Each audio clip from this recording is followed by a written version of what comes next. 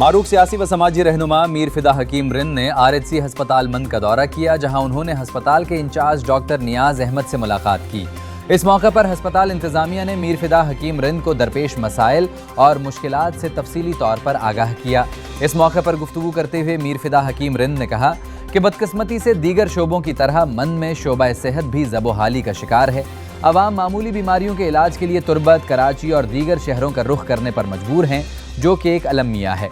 उन्होंने कहा कि अगर 1988 से 2026 तक के गुज़श्ता 38 सालों का जायज़ा लिया जाए तो मंद तरक्की के बजाय मज़ीद पसमानदगी की तरफ चला गया है। हस्पताल की इमारत तो मौजूद है, ताहम इलाज व मुआलजे के लिए बुनियादी सहूलियात नापैद हैं। RHC अस्पताल में x-ray machine, trauma centre, echo heart centre और MMN सेंटर जैसी अशद ज़रूरी सहूलियात मौजूद नहीं हैं। मीर फिदा हकीम रिंद ने मज़ीद कहा कि डॉक्टरों के लिए कायम की गई कॉलोनी इंतहाई खस्ता हाल है, जिसके बायस डॉक्टर्स को रिहाइश के शदीद मसाइल का सामना है।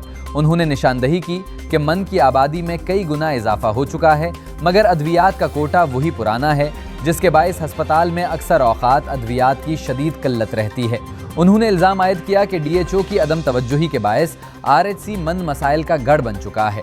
मीर फिदा हकीम रिंद का कहना था कि चंद बंदात बनाना या स्ट्रीट लगाना तरक्की नहीं कहलाता, बल्कि तालीम, सेहत, मवासलात और दीगर बुनियादी सहूलियात की फराहमी ही हकीकी तरक्की है। बदकिस्मती से यहाँ बुनियादी शोबों पर तवज्जो देने के बजाय PSDP में ऐसे मंसूबे शामिल किए जाते हैं जिनसे सिर्फ चंद मखसूस अफराद को फ़ायदा पहुँचता है। उन्होंने कहा कि जदीद टेक्नोलॉजी के इस दौर में मंद के अवाम का मामूली बीमारियों के इलाज के लिए दूसरे शहरों का रुख करना एक नाइंसाफ़ी है।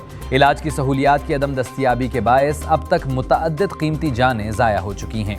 आखिर में मीर फिदा हकीम रिंद ने वफाकी व सूबाई हुकूमत और मुतालिका इदारों से मुतालबा किया कि RHC मंद की फौरी अपग्रेडेशन की जाए, डॉक्टरों की कमी को दूर किया जाए और हस्पताल में एक्सरे मशीन, एंडोस्कोपी समेत दीगर जदीद तिब्बी आलात फराहम किए जाएँ।